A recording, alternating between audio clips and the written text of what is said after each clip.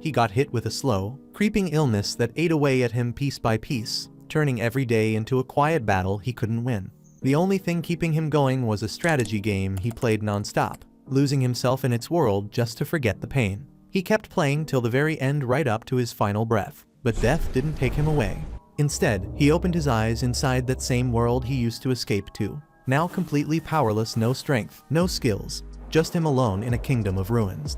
Now trapped in the game that once gave him comfort, he's got one choice: fight to survive, claw his way back from nothing, and rise to rule the kingdom that's become his new reality. This one's about Takuto, a guy obsessed with an empire management strategy game called Eternal Nations. Even while stuck in a hospital bed, he kept grinding through the game until the very moment he died playing it. But death wasn't the end, because a second later, he finds himself in a forest, chilling on a throne inside some ancient ruins. And the first thing that hits him is how clean the damn air is. Then a woman walks up to him, asking if he's finally awake. And when she shows her face, he knows right away it's Atu, that elven character from the game. She calls him His Majesty, and that's when Takuto starts thinking what the hell's going on. Being a hardcore anime guy, he quickly figures he must have gotten isekai'd into Eternal Nations. Only thing is, the only person Atu ever calls king is the ruler of Minagra, the same nation Takuto led back when he was still playing. She speaks again, and this time calls him Takuto-sama. She says he's the first person who ever beat the nightmare difficulty using Minagra, the hardest damn civilization in the game. That put him right at the top of the leaderboards, giving him legendary status. Now Takuto's even more lost. How can a game character know stuff from outside her world? But Atu explains that she remembers it all, every win, every loss, every single word he said to her through the screen, like she lived the whole thing right beside him. That hits Takuto hard. He starts tearing up, telling her how happy he is to finally talk to the one character he always cared about most, and Atu says she feels the same. Still, none of this explains how he ended up here, so Takuto asks if she's the one who brought him into this world. Atu says she's got no clue how they ended up here, since she also showed up in this spot just minutes ago. But there's one thing she's sure of: it all feels exactly like Eternal Nations. No matter where they landed, she's glad they finally met for real. And while holding his hands, she tells him they can start their journey all over again from the ground up. She says she wants to build another empire with him, one where it's just the two of them. And since Takuto's got no other reason to keep going, he decides to share that dream with her. As he reaches out for a handshake, Atu suddenly shifts into full scripted mode, calling herself Sludge Atu, a bastard child of a ruined world, swearing that from now on, her mind and body belong to Takuto. She's supposed to be an evil character, but the whole thing comes off super cliché, and both of them end up a bit embarrassed by it. Still, Takuto plays along, and with a straight face says that he and his right hand Atu will build the most wicked empire ever known, Minagra. Takuto then checks if Atu remembers what their first step should be, and she proudly says they need to lock themselves away like true shut-ins so no outsiders can spot them. To make that happen, Takuto uses an emergency summon to call out a scout, this long-legged creepy bug. Since their nation represents evil and decay, all their units look nasty as hell, and this bug is no exception. Takuto tells the scout to scan the area, and Atu adds that it better not let the king down. The bug listens and crawls off right away. Turns out Takuto can actually see everything the scout sees, and that's when they both realize this world works exactly like the game. He takes a second to explain how the summoning works. His total magic power is 200, and bringing out the scout used up 100 MP. Now he's thinking what to do with the leftover energy. He could use 20 MP to build a base, but part of him wonders if it's better to summon a fighter to guard them. Problem is, that costs way more than what he's got right now. In the original game, Atu's a hero unit, which means she's got serious combat skills, but since they're only just starting out, her power level's sitting at a lowly 3. They move on, and thanks to the scout's report, Takuto gets a pretty clear picture of what's around him, mostly trees stretching out forever. That actually makes it the perfect spot to set up Minagra's base, though Atu thinks it's weird that there's no sign of animals or food anywhere nearby. Since it's too risky to explore, Takuto tells the scout to expand its search even farther just to be safe. Atu suddenly looks down, feeling useless for not helping her king, but Takuto tells her she doesn't need to do anything, just having her beside him is more than enough. That line hits her right in the heart, and she falls for him right then and there. While all that's happening, the scout finds something, a camp full of dark elves hiding out. Takuto starts thinking hard. If he walks into someone else's turf by accident, it's gonna cause trouble, so the smart move is to stay low for now. Atu agrees, saying if things go south, they can always make a run for it, which gives Takuto a little boost to keep watching the elves from afar and figure out what they're doing in this place. But then out of nowhere, 3 dark elves pop up and catch them off guard. Takuto's stunned. The same elves he was hoping to avoid are now standing right in front of him. He and Atu try not to panic, and in moments like this, staying chill is the best play. So that's exactly what they do. Meanwhile, the dark elves have no plans to fight anyone. They got kicked out of their city and were just trying to stay alive, leading everyone they could deep into the forest for safety. After all that struggle, they finally find a spot to rest in this cursed land. But they've got no food left, which means their kids won't survive long. Captain Nagi leads what's left of his forces through the accursed woods, but the fear is starting to show. They're wondering if this whole thing was a waste of time. The land's cursed, and food is nowhere to be found. Some of them start whining that they should have stayed and died in the city, since they're probably gonna drop dead here anyway. They talk about the old rumors that say this forest was cursed by some man, and nothing alive can thrive in it. Nagi shuts them down fast. If they give up now, there's no hope left for the kids waiting behind them. He reminds them that those little ones still believe in them, and they've got no choice but to push forward without turning back. Even while pushing forward, he keeps thinking about what they said, and deep down, he knows they weren't wrong. The odds of surviving out here are pretty much crap. But even if his people are scared and ready to quit, he's still their captain. He has to keep leading no matter what. As he gets closer, he suddenly senses Takuto and Atu's presence, and that freaks him out. He panics, thinking if they get attacked now, it's all over. What he does next could shape the fate of his whole race, so he knows he has to handle this smart. When he shows up, he sees Takuto looking like some kind of dark spirit while Atu looks normal. Nagi instantly drops to his knees, and his group follows. He admits they crossed into forbidden land and had no right to be there. Atu steps forward and demands to know why he came, knowing this place was off limits. Nagi explains everything: how they got kicked out of their city, had no time to prepare, the long trek, and how their starving kids are waiting deep in the woods. He's tense as hell, especially with how cold Atu's stare is. He thinks they're about to get wiped out, but then Takuto asks if he's hungry. Nagi stays quiet, but Atu leans in and tells him to answer her master. So he finally says yes. Right away, Takuto summons a bunch of apples. Nagi's never seen one before and doesn't even know it's food. Takuto tells him they're juicy inside and worth trying. Nagi hesitates, unsure if it's a trap, but when he looks around, his soldiers are already munching away.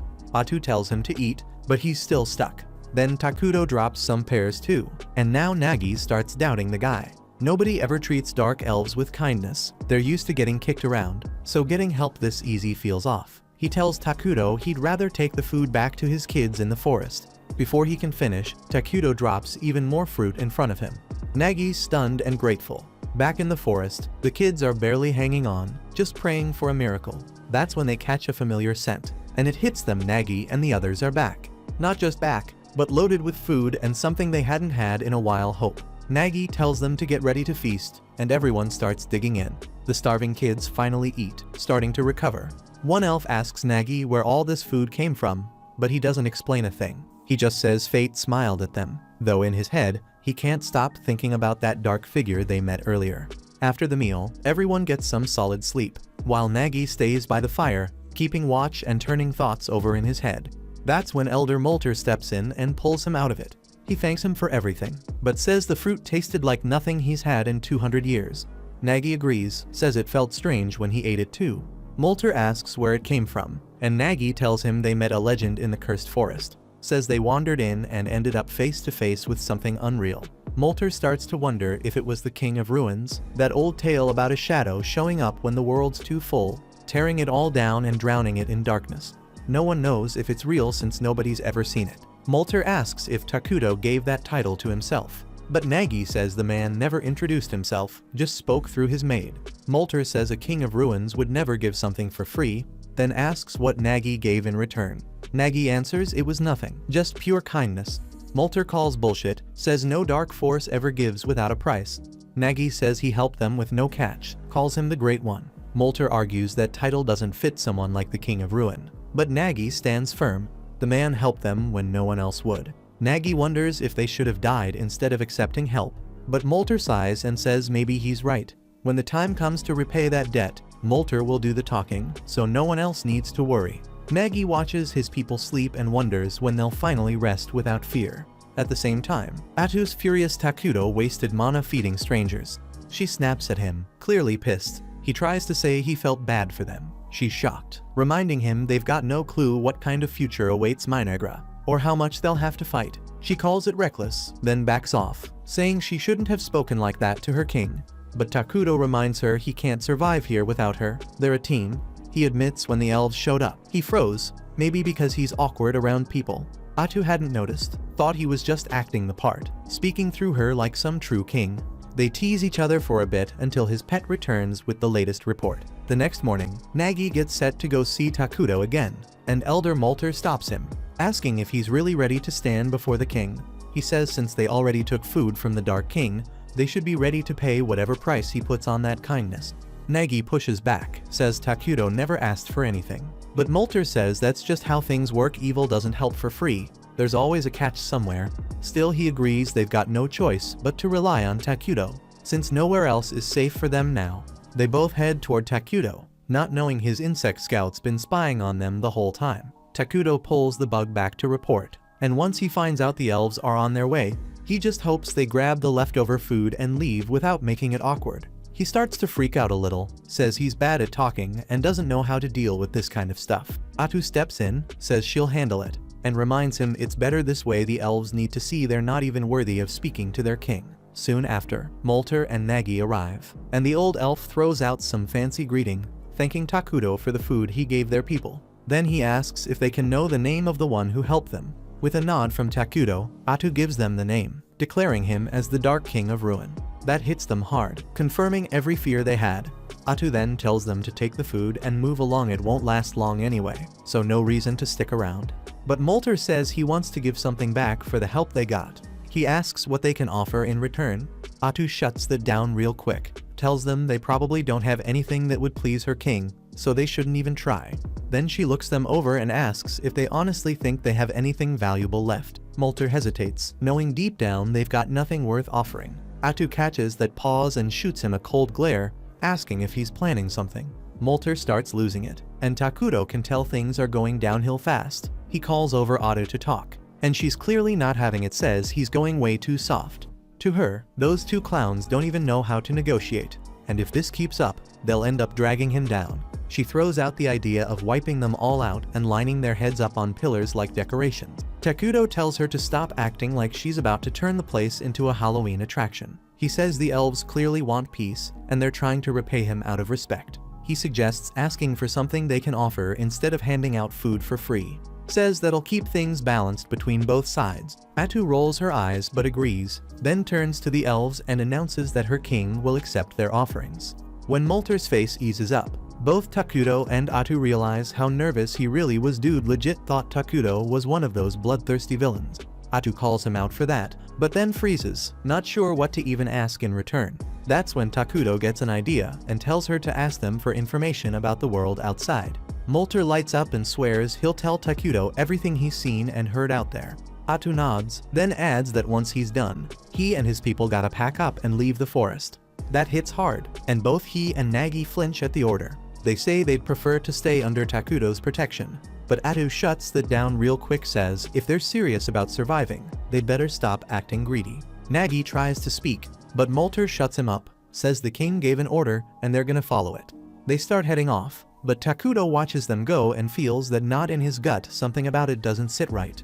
Then he gets an idea and calls out, asking Molter and Nagi to stay and become citizens of his kingdom. They're stunned, but not nearly as much as Atu, who turns to him and asks what the hell he's doing. Takuto reminds her about the refugee system in the game, the one that lets them take in other races as full citizens. Since dark elves are neutral, they'll adjust just fine to the kingdom's dark nature and get along with the other species already living here. Atu's still unsure, saying evil-aligned species tend to clash with each other. But Takuto reminds her that their main race, the homunculi, look like humans who got torn apart and stitched back together all wrong, and there's no way they're hanging around with them forever. That image flashes in Atu's head and creeps her out so bad she agrees immediately. She turns to the elves and says Takuto's building a kingdom right here, and he's willing to take them in as citizens if they swear to serve him. Molter's a bit shaken, asks what that means for them, and Atu lays it out plain: they'll become evil beings. But she smirks and tells them being evil's a hell of a lot more fun than it sounds. Not long after, Takuto and Atu make their way to the Dark Elves' camp, where everyone's lined up waiting. The sight of him sends chills down spines, and some of the weaker ones just drop after one look. Takuto sits on his throne, Atu right by his side, and she tells the elves they're now becoming citizens of the Dark Kingdom of Minagra. She checks one last time if Takuto's sure, and when he nods, it's done. The elves are officially in, and Atu welcomes them, saying their survival and safety now rest in their king's hands. Nagi stands there confused, thinking that becoming evil would feel different somehow. Then he says it out loud, and damn near regrets it right away. Hate starts bubbling up in him and the others like a fire, and they start remembering every bit of pain their people ever went through. They want payback, and the two regular elves with them start getting real nervous. Seeing how messed up everyone looks, Takuto quietly asks if they're okay. Nagi can't hold back his tears, realizing for the first time that someone actually cares about him and his people. The Dark Elves begin cheering Takuto's name, crying as they do, and he just sits there, kind of overwhelmed by the whole thing. A few days later, Takuto gets a map of the whole continent from Molter, and the second he sees it, he damn near collapses. Atu asks what's up, and he points at the map, telling her to take a look and see how crap their starting point is. Turns out, they're stuck on a continent already home to two massive overpowered nations. One of them is the Holy Kingdom of Qualia, a human nation worshipping the creator Arlos, and they're pure good-aligned fanatics. Then there's Elna, the Alliance of Elementals, where nature-worshipping elves live, and they're also on the good side. Atu takes one look and freaks out, saying if either side finds out about their kingdom, they're screwed. She drops next to Takuto, but he pulls himself together and says as long as they don't get caught, they've still got time to grow. He reminds her that in the game, their homunculi were dumb as rocks and couldn't research anything, but now that they've got Dark Elves, they've actually got a shot at getting smarter. Not long after that, the Dark Elves come visit again, and this time Nagi brings along someone new, his assistant Emily. He tells Takuto she's got brains, knows a lot about other kingdoms, and will be way more useful than any of them. Atu nods, says the king's pleased with their efforts, then adds that they'll be stepping into bigger roles now, because it's what Takuto wants. First thing she does is make Molter the head of internal affairs. She says she expects a lot from him, especially since she found out he's got magic under his belt. Then she looks at Nagi and names him head warrior of Minagra, tells him to start building a serious army to keep them safe. She puts full control of recruitment in his hands, and he gets all fired up, shouting about how he'll wipe out their enemies and hang their heads as trophies. Takuto's already grossed out and says that kind of stuff is savage. Atu turns to the confused elf and explains that their king is more into peace than bloodshed, so he better chill. That leaves Nagi scratching his head, wondering why the hell a Dark King of Ruin would care about peace. Molter smirks and throws a jab, says unlike Nagi's musclehead ass, he's got brains and will actually be useful. That hits Nagi's pride hard, and he fires back, telling Takuto he's young, strong, and can work without breaks if needed, ready to prove he's not just some meathead. Atu has no clue they're just trying to win Big Evil Daddy's attention. She just thinks they're a couple of overworked maniacs. She turns to Takuto and asks if they should throw them a task to gather supplies or something, and he suggests making them clean up the area and build a few homes while they're at it. She passes that on to Molter right away, tells him to gather timber for housing, but to leave most of the forest untouched. Molter nods fast, says it won't be a problem since Dark Elves are used to living in the woods anyway. Takuto then tells them to regrow the areas they chopped down, but that throws the elves off. They don't know what the word even means. Takuto picks up on it quick, figures their civilization's too behind to even grasp reforesting, so he asks if they at least know about military magic or the 6 major elements. Molter says he's only heard of 4, and Emily says she's never come across any country using something called military magic. Takuto and Atu glance at each other, realizing this world's way more primitive than they expected, but that might be a damn good thing. If they level up their magic tech fast, they can steamroll other nations in no time. Atu takes the chance to explain what reforesting is, says it's when you grow new trees where old ones were cut. The elves say they kinda do that, but not with magic.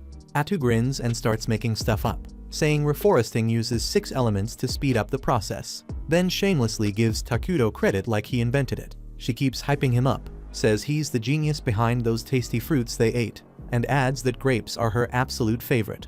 Emily jumps in too, says she planted some of the grape seeds and a few sprouts already popped up. That surprises Takuto. He didn't think anything would grow in this place.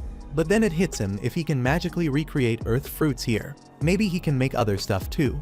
To test it, he tries creating a coin. And when that works, he realizes he can probably produce things like gunpowder and all kinds of scientific crap. That gives him a serious edge, one that could push his kingdom way ahead of everyone else. At the same time, over in the Holy Kingdom of Qualia, things are heating up too. Saint Selena's out leading a squad of knights through some snowy foothills, dealing with monsters that have been bothering the nearby villages. The second those goblins come charging in, she lifts her staff and torches them to ash with her holy flame. That fire shoots up into the clouds, and once the smoke clears, sunlight hits the scorched earth, and a bunch of flowers pop up. The knight captain turns to his crew, saying that Selena's magic not only burns up nasty monsters, but also leaves a damn flower garden behind. He adds that thanks to her, they've got a good thing going with the elves. Right after that, she tells the cardinal he needs to send paladins south instead, since she got some creepy vision about something going down in the cursed forest. He straight up refuses, saying the forest's all the way at the edge of the continent and he can't make a move without getting the higher-ups involved. Selena says screw that, threatens to head out herself if he won't help. The cardinal tries to push back, but in the end, he gives in and promises to send whatever troops he can round up on his own. Meanwhile, Takuto and Atu are busy building up their turf, starting with new homes for the Dark Elves. They've already got a temporary throne room set up around Takuto's throne, and he's hyped to finally hold meetings and talk shop with his top citizens. Then Molter, Nagi, and Imlay show up, and Atu tells them it's time to kick off their first council meeting. But before they start, Emily hands Takuto a gift, some fresh clothes that make him look like a damn femboy. He's thankful for the outfit since his old stuff's getting pretty nasty, and he thanks the elves for hooking him up. They don't really see much difference, but they trust Atu when she says he looks awesome in it. With that handled, she gets the meeting started, but Takuto's too busy fangirling over himself in the new fit. Atu just rolls with it, runs the meeting herself, and says she'll ask for his input when needed. He's totally cool with that plan. Once the meeting kicks off, Molter asks Atu what kind of buildings they should start throwing up first. She tells him food production's gotta come before anything else, then pulls out this freaky looking plant and says it'll be their main food source for now. The elves look straight up horrified, asking her what the hell it even is. Atu calmly explains it's called the flesh plant, something unique to their civilization. It grows meat that tastes like human flesh, and apparently it's super nutritious. That info doesn't sit right with the elves, who quickly say they don't go around munching on humans.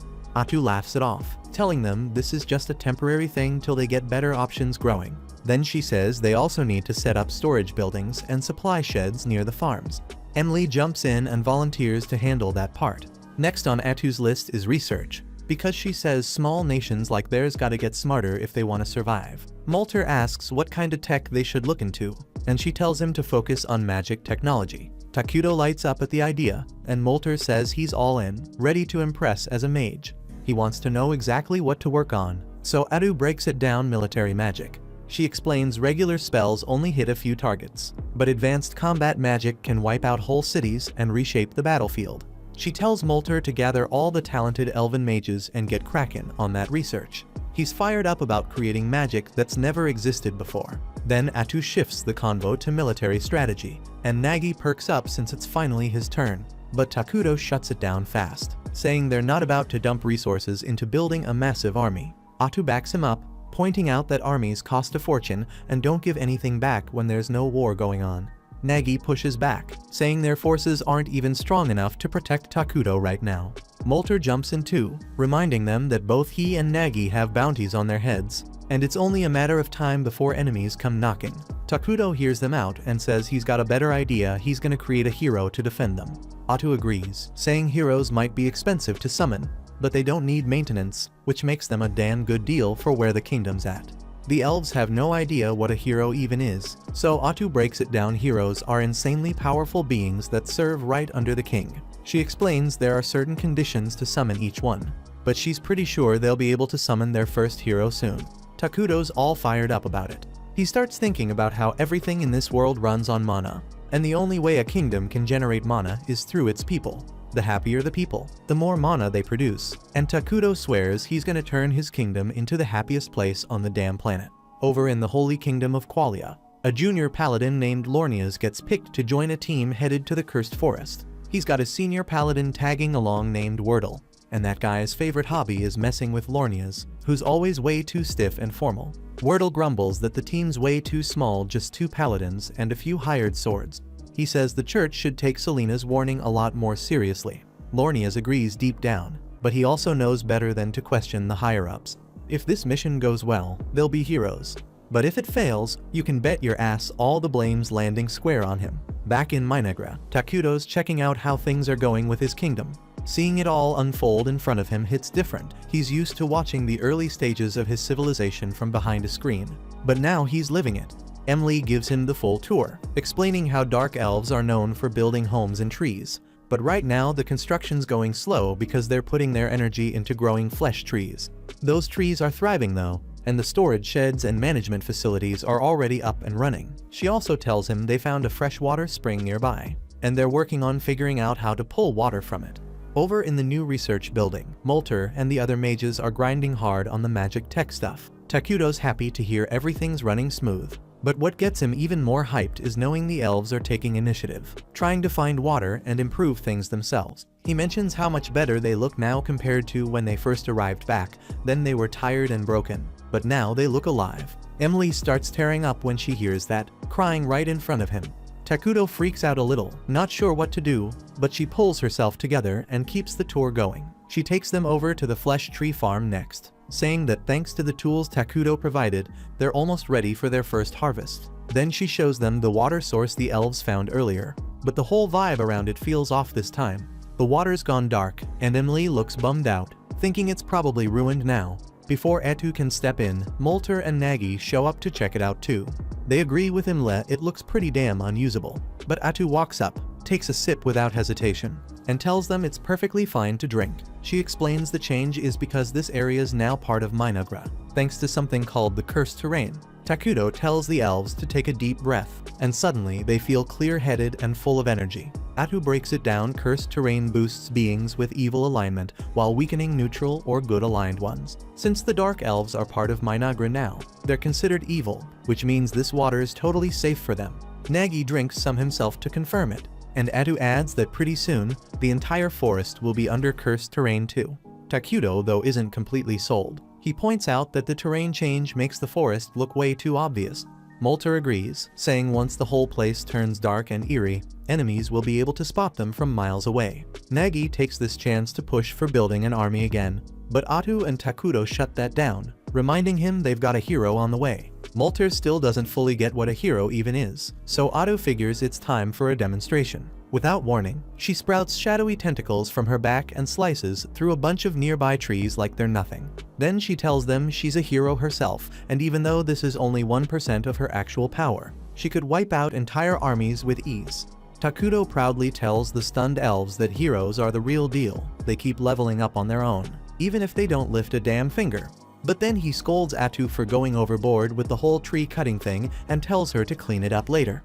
The elves, on the other hand, are blown away. They say Takuto must be some legendary figure to have someone like her serving him. They immediately decide to build him a proper palace, but he brushes it off, saying he doesn't need anything fancy right now.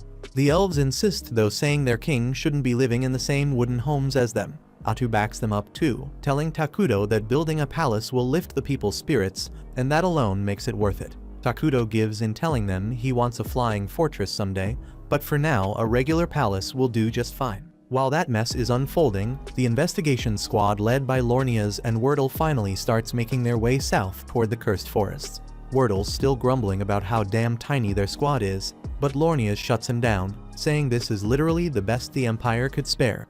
Most of the military's tied up handling chaos up north after a swarm of evil-aligned creatures showed up out of nowhere, burning towns to the ground and dragging folks off. Every able body got shipped off to deal with that disaster, leaving scraps for anything else. Hearing that, the hired mercs start whispering among themselves, saying whoever got sent north is screwed.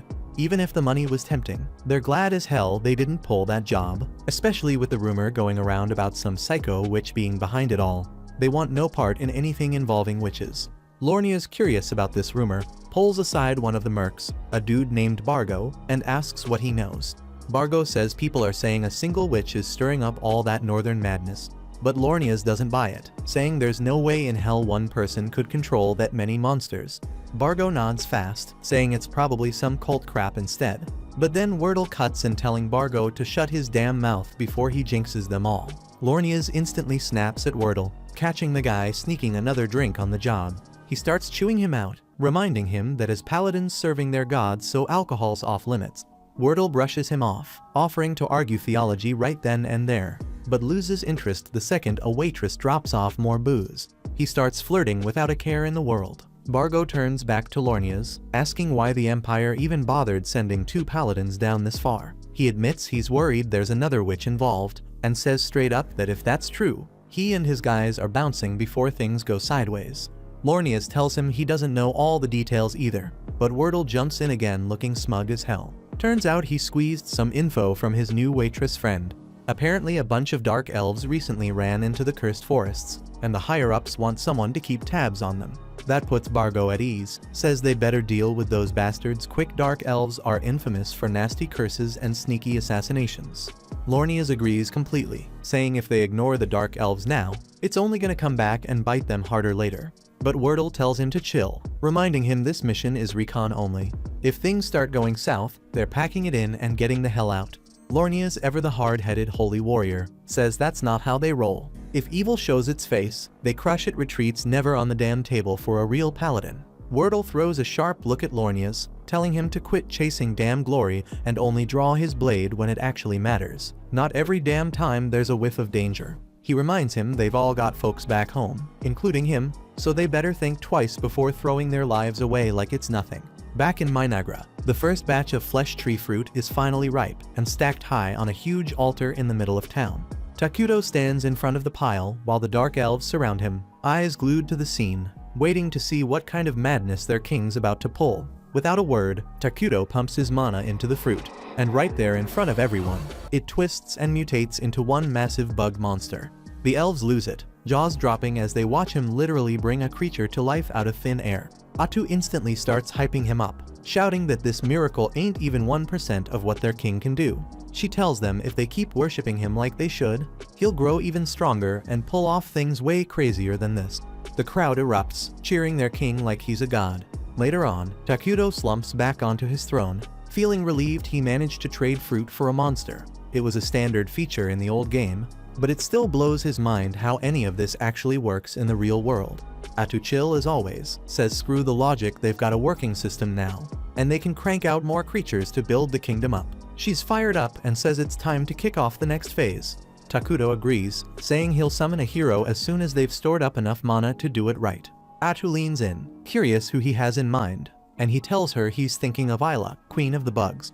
But she nods, saying that's a damn solid call. Takuto gets all into it, explaining Isla's abilities, how she can boost every insect monster they've got, turning the battlefield into a slaughterhouse, and how she can hatch larvae to handle all the boring behind-the-scenes stuff, keeping everything running smooth. Atu grins, glad to see he's not winging it this time, and Takuto admits she was honestly the only sane pick. The rest of the hero pool's full of psychos. Atu laughs, saying those maniacs need 5 years of therapy before they see daylight. Takuto chuckles, saying maybe one day he'll call them up too, but not now. At the same time, Lornias and the crew finally step foot on the Dark Continent, and they barely get a chance to breathe before they run into their first real threat, a massive damn hill giant blocking the path. Lornias jumps straight into action, barking orders at the mercenaries to fall into formation, but Wordle raises a hand, cuts him off, and tells everyone to relax. He says he'll handle this oversized bastard solo, and that they shouldn't waste time trying to help. With everyone watching, Wordle strolls toward the giant like it's no big deal, not even blinking at the thing's ridiculous size, his sword casually in hand. He channels holy energy through his blade, while the hill giant, oddly respectful for a monster, stands there waiting like it's giving him a fair shot. The giant finally swings its club with brutal force, but Wordle blocks it with ease and slices the whole damn thing in half like it's made of paper. Before the beast even realizes what just happened, Wordle flashes forward and unleashes a storm of slashes so fast it doesn't even get a chance to react.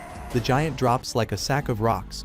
Wordle turns and walks back calm as ever, like all he did was take a quick morning jog. Lornias can't hold back his excitement, calling Wordle a damn beast and saying this mission's practically wrapped now that he's around. But the look on Wordle's face shuts that down quick. His serious stare brings the whole squad back to reality, and even Lornias starts to feel uneasy. Meanwhile, back in Minagra, Takuto's chillin' with a burger, enjoying the hell out of it, while Atu gives him a light scolding for not eating something better. Takuto grins, telling her he's spent way too long in hospitals surviving off tasteless meals, and now he's treating himself to the world of greasy heaven. Then he starts getting concerned that Atu's been living off salads for days, but she just smiles and says this is exactly what works for her. They kick back and talk about how construction's been going crazy fast lately, until something clicks in Takuto's head. He tells Atu to gather Molter and the others once they're done eating, since the new scout bugs finished mapping the nearby terrain. He says he's ready to deal with a human town they discovered close to the border, but first asks Atu to double-check if the place falls under the Holy Kingdom of Qualia. She thinks it's independent, which is a huge relief for Takuto. It means they might be able to handle things without a fight. He stays hopeful they can talk it out without shit going sideways, and Atu immediately teases him for jinxing it. Takuto laughs, saying there's no way something that wild's gonna happen. But right then, one of the scout bugs delivers a high-priority alert. An armed group's heading straight for their forest. Takuto's whole vibe changes on the spot. He tells Atu they'll try to keep things peaceful if they can, but if it turns ugly, they better be ready to throw down. At the same time, the armed group marching into the forest is none other than Lornia's and Wordle's crew. As they move deeper, Wordle suddenly throws up a hand, telling everyone to hold up. He's picked up on something or someone heading their way. Moments later, Atu steps out from the trees, dressed in shadowy clothes that make it impossible to recognize her. Wordle immediately asks who she is, and she calmly says she's a dark elf who came here with her people, because they've got nowhere else left to go. Wordle nods slightly, acknowledging her reason, but straight up tells her they've got orders to investigate this forest, so she needs to step aside. Atu firmly refuses and says they shouldn't go any deeper, which instantly sets off red flags in Wordle's mind. But before he can dig further, Lornia's butts in barking at Atu, demanding how she dares stand in the way of someone serving God. Wordle spins around and tells him to shut the hell up and quit making a scene. Lornia's looks pissed, shocked that Wordle snapped at him over something he sees as minor. But Wordle doesn't even flinch, turns right back to Atu, saying they can't leave just because she tells them to, then asks straight up if there's something hidden in this forest. Atu stays calm and says there's nothing here but elves who want to live in peace, then asks why they're so damn determined to come charging into this cursed forest. Wordle stays quiet for a second, then lets out a sigh and finally explains the truth. The Saintess recently had a vision. She saw a powerful evil hiding in this place, and Wordle says he's not leaving until he sees for himself if it's real. The mercenaries around them freeze, shocked out of their minds. They hadn't heard a word about this vision before now. Lornia's damn near explodes, demanding to know how Wordle could drop something that big without warning, like it's some tavern gossip. Wordle fires back, saying there are times when you need to speak the truth out loud.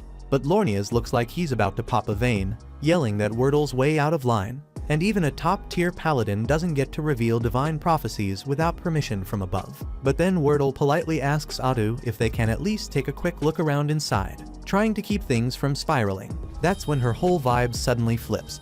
She coldly tells them there's absolutely nothing inside worth wasting their precious time on. Her tone sharpens as she urges them to turn back now. Lornia's already on edge, loses it. He's furious that some dark elf would dare talk down to a divine mission. The air around Atu grows heavy, her presence turning dark, and Lornia's is now convinced that something wicked is hiding in those woods. Wordle, though, still seems open to talk, trying to calm things down. He asks her to swear on her own god that nothing in the forest threatens the Holy Kingdom of Qualia. Without flinching, Atu swears by her deity, even saying they fear Qualia far more than Qualia should ever fear them. That's enough for Wordle, says they're done here, officially calling off the mission. Lornia's is stunned, completely blindsided, and immediately protests. He insists it's obvious she's hiding something big, but Wordle fires back, calling him a paranoid coward who's letting his fear speak louder than his faith. He says they've seen nothing worth fighting over, and that ends the investigation. With that, Wordle turns and walks away without hesitation. But Lornia's finally snaps, says Wordle's gone too far, and announces he's stripping him of command for spilling divine secrets to the enemy and bailing on his sacred duty. Then he orders the mercenaries to follow him deeper into the forest to uncover whatever evil's hiding in there. Bargo jumps at the order. After all, Lornia's is the one signing his checks, and arguing with your boss doesn't pay well. Atu pleads with them one last time to back off, but Lornia's doesn't even glance at her. He coldly tells his men to seize her, even as Wordle yells at him not to push things any further. Atu sighs quietly, knowing this was the end of diplomacy. And then it happens. In a flash, the mercenaries are impaled by her spikes, turned into human shish kebabs before they even realize what's going on. Lornia's takes a brutal hit to the head and blacks out. never knowing what struck him. The only one left standing is Wordle, wide-eyed and shaken, shouting that they're not just up against some elf, she's a damn witch.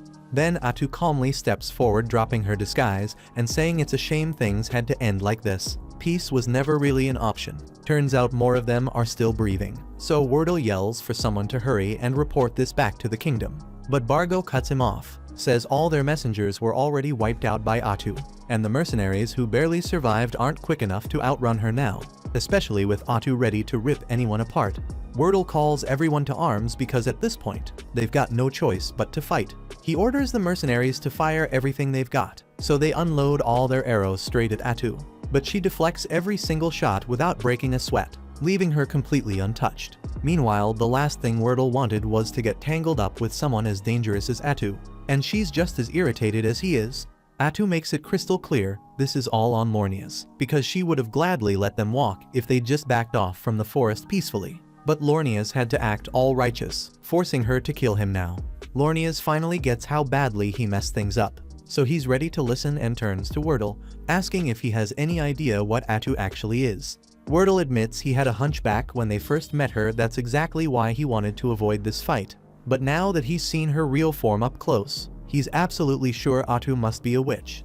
A witch is a Calamity-class monster, officially recognized as a threat on a national level, and Atu's clearly too powerful for these mercenaries to even touch. So Wordle tells the rest to hang back, since this is something only he and Lornias can handle. They both rush forward, chanting their prayers to power up their attacks, and at first, Atu doesn't think they're even worth taking seriously, so she casually blocks their hits and mocks their weakness. But to her surprise, they actually slice through 2 of her tentacles, proving this fight isn't gonna be as easy as she thought. Realizes their holy magic gives them bonus damage against her, and Wordle figures out that once they've cut off all her tentacles, she'll be totally helpless. Atu can't let that happen, so she grabs 2 mercenaries, using them as human shields to force Wordle and Lornias to back down. But Wordle immediately tells Lornias that if they don't finish Atu here, there's a real chance she'll target Qualia someday, so for the good of their entire nation, sacrifices have to be made. Lornias hates it, but deep down he knows Wordle's right, so both of them charge ahead anyway, slicing straight through the hostages and taking Atu's last 2 tentacles along with them. Atu's surprised they're willing to kill their own people that easily, and for a brief moment it honestly looks like she might actually be in trouble. But turns out this was just a game for her from the start. Seconds later, a bunch of tentacles shoot up from the ground and impale Wordle multiple times. With the last breath he's got, Wordle yells at Lornias to run away. But before Lornias can even move, Atu finishes Wordle off with one last tentacle right through his head. Lornias can't even process what's happening, because he was certain they'd cut off all of Atu's tentacles. But even though that's true, Atu doesn't recall ever saying she couldn't just grow more whenever she wanted. In fact, she could summon as many tentacles as she felt like this entire time, so she's been playing around with them from the beginning. After watching their leader die like that, every mercenary instantly loses their will to fight, and Atu clearly isn't feeling generous enough to spare anyone. Lornias realizes this quickly, tells them all to scatter immediately, hoping if they run in different directions, at least one might survive long enough to report everything back to the kingdom. Without wasting time, all the mercenaries instantly drop their weapons and run for their lives, and Atu doesn't really feel like chasing after them, so she simply lets them go. Honestly, she wishes they'd done that from the start, because it would have saved everyone a whole lot of trouble. Lornias stays behind to keep Atu occupied, so he swings his holy sword straight at her. But to his total shock, she effortlessly blocks the strike using the exact same holy sword technique. Lornias doesn't understand how an evil creature like Atu could possibly use holy skills, since normally that'd be impossible. But when Atu killed Wordle earlier, she didn't just absorb his experience and sword techniques, she actually became just as skilled as he ever was. Atu immediately starts attacking Lornias with Wordle's techniques, openly praising Wordle because he truly was worthy of being called elite. Unfortunately for Wordle, he's dead now, and that's entirely Lornias' fault because he couldn't keep his damn mouth shut. Atu then casually mentions if Lornias even thought about whether he'd make it back home safely to his wife and daughter. But Lornias never said a word about his family here, and that's exactly when it dawns on him that Atu didn't just absorb Wordle's skills, she took all his memories too. And if Atu's truly capable of something like that, it means she'll only keep getting stronger every time she kills someone. She calmly asks Lornias if he wants to hear Wordle's final thoughts before she ended him. Because Wordle was such a good man, he spent his last moments thinking only about the safety of his men. But Atu says the same can't be said about Lornias. He tries defending himself, claims at least some mercenaries made it out to report what happened, so their mission wasn't a total failure. But Atu coldly tells him those mercenaries are already dead. Sure, she didn't feel like chasing them down herself, but that didn't mean she'd let them leave alive. And she never said she came alone. She'd already given clear instructions to the Dark Elves to ensure nobody escapes alive. So the moment those mercenaries fled, they were immediately hunted down and killed. Lornias falls into complete despair, realizing he's now the last survivor. So he desperately swings his sword toward Atu's head, and she enjoys every bit of his suffering. It doesn't take long before Atu effortlessly subdues him, and before killing him, she decides to twist the knife deeper by telling Lornias exactly how things would have turned out if he'd simply listened to Wordle. They would have all returned safely, Lornias would have reunited with his wife and daughter, and everyone would have lived happily without ever knowing about the calamities in the forest. But Lornias chose differently, so now Atu's going to kill him, and not just him. She says his family's next, then casually adds that reading his mind makes it easy to picture his wife and daughter, even know exactly where they live. Openly admits she's definitely petty enough to do something like that. In fact, Atu might as well slaughter everyone in all the villages Lornias passed through on his way here. And while they're all dying in absolute agony, she'll make sure every single one of them knows it's entirely Paladin Lornias' fault. Lornias screams desperately, begging Atu not to do it, but she's starting to get bored with tormenting him, so she finally stops taunting him and kills him outright to shut him up. Once Lornias is dead, Nagi calmly approaches Atu and informs her that he and his men have successfully killed every mercenary who ran away, so nobody will be reporting any of today's events. Atu thanks him for his good work, then casually asks him to take care of disposing of the bodies as well. Right before she leaves, Nagi stops Atu, says there's something he wants cleared up first. Needs to know if she actually plans on going through with killing Lornias' family and every person he ever spoke to. Atu just shrugs it off, admits she only said all that stuff to mess with Lornias' head, so of course she isn't planning on committing genocide. Besides, she genuinely prefers peace anyway, and killing all those people sounds exhausting as hell. Fighting isn't something she enjoys unless it's absolutely necessary. Either way, she can't waste any more time chatting here, since there's something important she needs to discuss with Takuto right away. Soon after, Atu tells Takuto that right before the battle began, Wordle called her a witch even though she's officially classed as a hero, and he even mentions something about another witch somewhere up north. Takuto says he's never once heard of a witch class in the game before, so Atu figures this world must be completely different from the one they're used to. Takuto already suspected as much, and even though most game mechanics still seem pretty familiar, it'd be smarter to assume the core systems have changed somehow. Fortunately, not all the changes are bad news. Atu's skill absorption power improved significantly. Now she can also obtain bits of memories from anyone she kills, and thanks to that upgrade, she was able to gather plenty of useful information about Qualia's current situation directly from the investigation squad they just wiped out.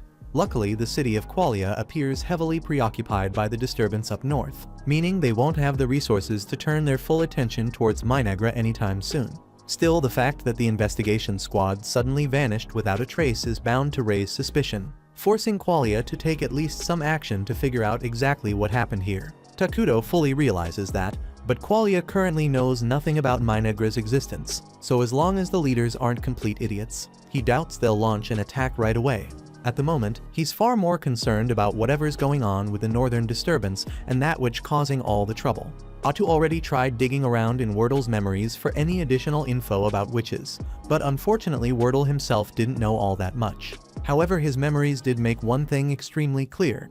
That witch up north was powerful enough to single-handedly inflict military-level damage on the Qualian army, and her name is Irakino. At the same time, up in the northern territory, Irakino has just wiped out another village, and she's already preparing to move on to the next. Before she does, she reanimates all the villagers she killed and turns them into undead servants under her control. Takuto has no idea what her full abilities are, but the amount of damage she's caused in such a short time makes him suspect she might have come from another world too, just like him and Atu. If that's true, things are about to get a whole lot messier, so Atu asks him what their next move should be. Judging by the way she operates, Irakino's probably evil aligned, so there's a chance they could get along with her. Atu asks if they should try reaching out, but Takuto doesn't think that's a smart move since they know nothing about her personality. Atu's clearly frustrated that all this chaos had to show up right when things were starting to go smoothly. But Takuto reminds her Irakino's still way up north, so they probably won't have to deal with her directly for a while. Even so, with threats like this popping up, it's obvious Minagra needs stronger defenses, so Takuto plans to create another hero as soon as possible. He was originally going to choose Ayla, but after everything that's happened, he might need someone more suited for combat. He's also starting to rethink his strategy of staying hidden, because with unpredictable factors like this witch out there, they'll need to build an alliance with another nation eventually. Qualia's out of the question after what Atu did to their paladins, but the country east of the forest could be a good fit. They're neutral and haven't made contact with Minagra yet, but once the palace construction is finished, Takuto plans to head over there, check things out, and see if there's any chance of forming a proper partnership. At the same time, over in the eastern city, they're dealing with an attack from the barbarians, but their staff bearer quickly wipes them out with a bolt of lightning. The citizens cheer and praise her for saving the city so easily, but she tells them it's too early to celebrate, there's still a lot of work ahead. Back in Minagra, Atu and Takuto finish their conversation, and just as she's about to leave, she pauses for a second, says there's something she needs to apologize for. She knows Takuto isn't a fan of unnecessary violence, but admits she got a little carried away with the paladin. Takuto just stares at her and asks why he'd care. That moment hits Atu with a quiet reminder Takuto might seem kind on the surface, but deep down, he's still the embodiment of evil, and there's not much in this world that could ever bother him. Thanks for watching. Please hit like and subscribe, it makes all the difference.